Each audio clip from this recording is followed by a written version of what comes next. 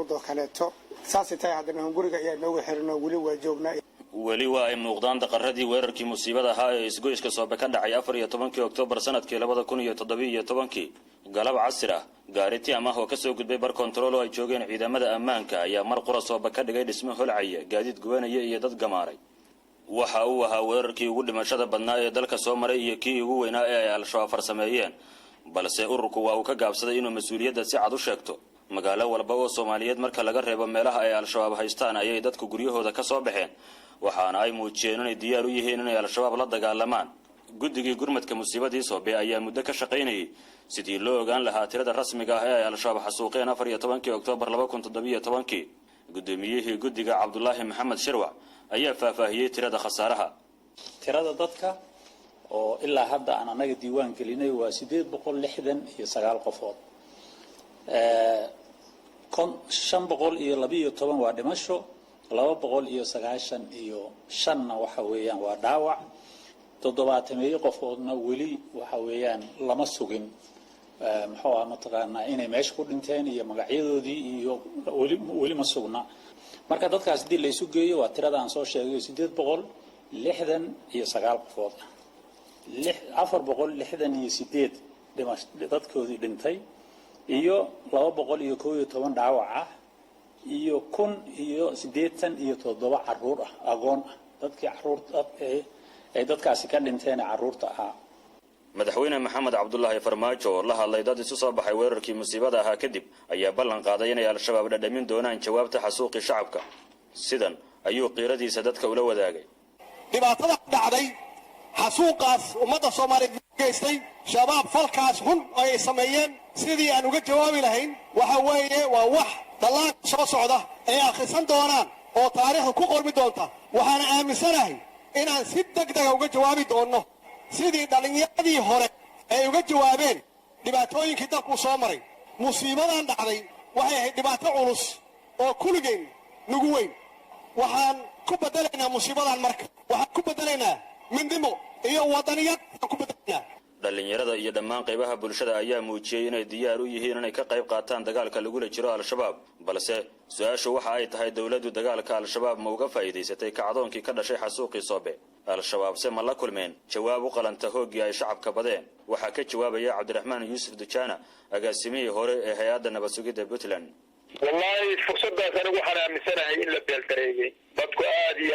aad bay ayaantaas emotionally ee arrintaas u adreesgareeyeen dawladda waxaa lagu garab istaagay in maanta waxa weeye karaamadii iyo sharaftii ummadda Soomaaliyeed soo celiyo in amniga wax laga qabto dad badan baa dhiig ku deeqay dad badan baa waxa weeye naftoodii waxaan xasuustaa rag iyo dumar dad xataa u galay ciidamada xoogga dalka Soomaaliyeed anigu waxaan aaminsanahay ilaa iyo hadda maanta haddiiba qaraxyadii iyo dhibaatadii ay banaadir welinkii ka jiraan oo aan weli la xakameyn cadowga ummadda Soomaaliyeed gumaaday in laga hor istaago dhibaato kale inay geystaan oo goobahoodii loogu tago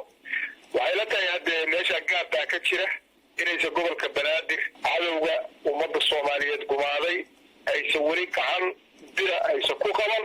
wixii ka dambeeyay weerarkii Soobe al-shabaab waxa ay qaadeen weeraro kale oo muujinaya awoodooda waxaana ka mid ahaa weerarkii ay ku dileen duqii caasimadda Ilaahay ha u naxariistay injineer Cabdiraxmaan Cumar Cismaan Yariisow 2 sano kadib inkasta oo la dhisay qaar ka mid ah dhismooyinkii burburay haddana lama dhayin qulubtii dadkii ka badbaaday musiibada ayaa weli jooga goobtii iyaga oo qaba tiiraanyadii ay ka qaadeen qaraxii ugu cuslaa ee Soomaaliya soo maray xusuusta markay dib loo malacsado waa dareemi kartaa 500 qofood oo muddo 20 sano aan la nooleed oo daqiiqad awaysay mudugada iyo tiiraanyada ay leedahay oo wax badan ay idin dhexmarayeen oo nafta iyo nolosha ay qaybsanayseen oo ganacsiga idin ka dhaxeeyay oo muddo fara badan wada nooleedeen daqiiqad ku waysay dhibaatada ay leedahay adin naftaada oo dareemi kartaa waa murugo weyn hase ahaatee wax kasta oo yimaada alla soo ma gar maraan waa wax qoran waa ku qanacsanahay goobtaan la cabtaalan marka adigu jiirgaan ku fadhi maalinta qarax hoogan buu marka alxamdulillah miiski anu gawara halka igu fadhida iyo hawaryarteedo caana gadaay iyo law wiil kale dhaxda ugu jira marka qarxi hal mar oo bugtaas ka waran kan dhaawac yar ay soo gaar markaas oo madaxan adiga aad lama dareemi karo lugta oo intaas yar ano dhar la ayaa meesha ka tago oo buumaheega ta buum yar igu jiro waa hubaal in qof walba oo mara isgoyska soobe uu soo xasuusanayo xaddiga musiibadu ay la ekayd iyo xasuuqii shacabka agoonta rajada iyo ehelka kale ee waayey kuwii ay jeclaayeen ayaa maanta la ilmaynaya saamaynta ay ku reebtay musiibadu ugu dambaynse su-aashu waxa ay tahay goorma ayay al-shabaab gaari doontaa jawaabtii ay madaxdu ballan qaaday in laga bixinayo xasuuqii shacabka. waad mahadsantahay maxamed. dhinaca kale ciidamada ammaanka ayaa saaka waxay xireen inta badan wadooyinka magaalada muqdisho. arintan ayaa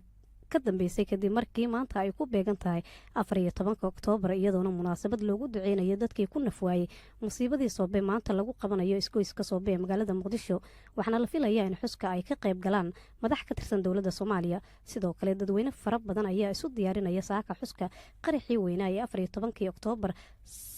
2 sano ka hor maanta oo kale ka dhacay isgoyska soobe ee magaalada muqdisho. markana magaalada Jowhar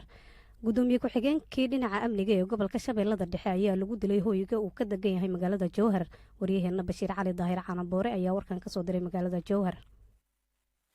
faahfaahinadan dheeraadka ee ka soo baxaya oo weerar bambagacmeed ee lagu weeraray guriga uu ka deganaa magaalada Jowhar gudoomiye ku-xigeenkii dhinaca amniga maamulka gobolka Shabeellaha Dhexe Maxamed Sugaal. weerarkan bambagacmeedka ayaa la sheegay in uu kula geeriyooday wiil uu dhalay gudoomiye ku-xigeenka dhinaca amniga maamulka gobolka Shabeellaha Dhexe. mas-uuliyiin ka tirsan maamulka gobolka Shabeellaha Dhexe ayaa inoo xaqiijiyay geerida gudoomiye ku-xigeenka dhinaca amniga maamulka gobolka Shabeellaha Dhexe. ciidamada booliska ee ka howlgala magaalada Jowhar ayaa gaaray guriga bambagacmeedka lagu weeraray gudoomiye ku-xigeenka dhinaca amniga uu deganaa kaasoo agagaarka guriga howlgalla ka sameeyay ayna ku baadigoobayeen kooxihii ka dambeeyay weerar. ma jirto wax warar ka soo baxay saraakiisha amniga ee magaalada Jowhar oo ku aadan weerarka bambagacmeed oo ku geeriyooday gudoomiye ku-xigeenka dhinaca amniga maamulka gobolka Shabeellaha Dhexe. muddooyinkii la soo dhaafay ayaa si aad waxa ugu soo kordhayay magaalada Jowhar amni darro aad u xoogan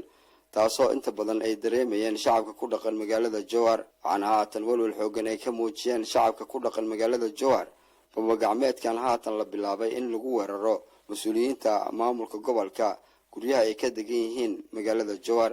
dhowaan ayay dagaalamayaasha al-shabaab oo dagaal ku dhex maray deegaano ku dhow degmada Jowhar gaar ahaan tuulada Maandheere kaasoo uu ku geeriyooday taliyihii ugu sareeyay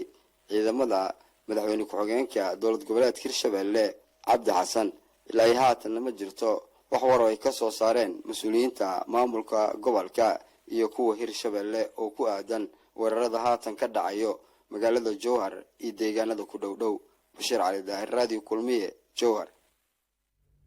kooxo ku hubaysnaa bastoolada ayaa xalay magaalada Kismaayo waxa ay ku dileen sargaal horey ugu tirsanaa dagaalamayaasha al-shabaab. dilka ayaa waxaa fuliyey dhalinyaro gaaraysa 2 ruux oo marxuumka rasaasta kala dhacay qaybaha sare ee jirkiisa. marxuumkan ayaa lagu magacaabi jiray Maxamed Cumar waxa uuna mar ka soo mid noqday dagaalamayaasha al-shabaab inkastoo uu isku dhiibay ciidamada ammaanka ee maamulka Jubbaland. warar soo baxaya ayaa sheegaya inuu macallin ka ahaa iskuul ku yaala magaalada Kismaayo. ciidamada ammaanka ayaa xalay ilaa iyo saaka waxa ay baaritaana ka wadaan bartamaha magaalada Kismaayo ee xarunta gobolka Jubbada Hoose. ma jiraan weli wax wara oo ka soo baxay saraakiisha maamulka Jubbaland. dowladda Soomaaliya ayaa looga digay in qallaaso siyaasadeed ay ka dhacaan doorashada Galmudug. dhinaca kale wasiirka arrimaha gudaha xukuumadda Soomaaliya ayaa maanta ku wajahan magaalada Dhuusamareeb sida warkan uu ku faahfaahinayo waryaheena Yunus Duraan Cali. xildhibaan cabdiraxmaan cali ciise oo ka mid ah xildhibaanada golaha wakiilada ee baarlamaanka Galmudug ayaa dowladda Soomaaliya uga digay inaysan qalalaasi iyo xasilooni darro siyaasadeed aysan ka abuurin deegaanada Galmudug kadib markii uu khilaaf ka dhashay magacaabista guddiga farsamada maamul dhisida Galmudug. xildhibaanka ayaa sheegay in buuq ay hareeyeen guddigii dhawaan wasaaradda arrimaha gudaha ay u magacowday Galmudug waxaana isagu sii hadlayay dowladda ugu baaqay inaysan Galmudug ku celin halkii laga keenay. xaaladda hadda soo korortay waxa weeye kaliya in guddigii ay soo magacowday dowladda federaalka ayaa xoogaa waxaad moodaa in aad walaac looga qabo hanaanka iyo habraaca loo maraba in ay runtii dad badan ay saloogsan yihiin. marka arrintaas ayaan rabnay in ay dowladda federaalka ay ka fiirsato runtii tallaabooyinka la qaadayana ay noqoto tallaabooyin dadka iyo deegaankaba runtii wax kusoo kordhin kara tallaabooyin qalal abuuri kara inaysan noqon. marka sidaa daraaddeed marka waxaan leenahay waan ka digaynaa oo aan dowladda federaalka uga digayaa in ay tallaabooyinkaas runtii dowladda ay qaadana waxay keeni kartaa qalalaaso hor leh oo deegaanka kusoo kordha qarsiinayay. hadda waxaan ka digaynaa oo aan rabaa inaan ummadda soomaaliyeed iyo shacabka galmudug aan ku wargeliyo oo aan dowladda uga digno in aysan dowladdu meeshii galmudug laga keenay aysan dib dambe ugu celin, aysan qalalaaso abuurin, aysan xasilooni darro abuurin. arrinta sidii la rabay ay bulshada galmudug ay jecel yihiin oo ah in midnimadii iyo wadajirkii iyo wada shaqayntii darteedii lagu soo celiyo. guddigan ay magacowday wasaaradda arrimaha gudaha maalmo ka hor waxaa ka soo horjeestay maamulka ahlu sunne iyo qaar ka mid ah musharaxiinta u taagan qabashada hoggaanka sare ee maamulka galmudug, kuwa oo dowladdu ku eedeeyay inaysan raalli ka ahayn maamulo samaynta galmudug. dhinaca kale waxaa dhuusamareeb lagu wadaa inuu taga maanta wasiirka arrimaha gudaha xukuumadda soomaaliya cabdi maxamed sabriye wafdi uu hogaaminayo.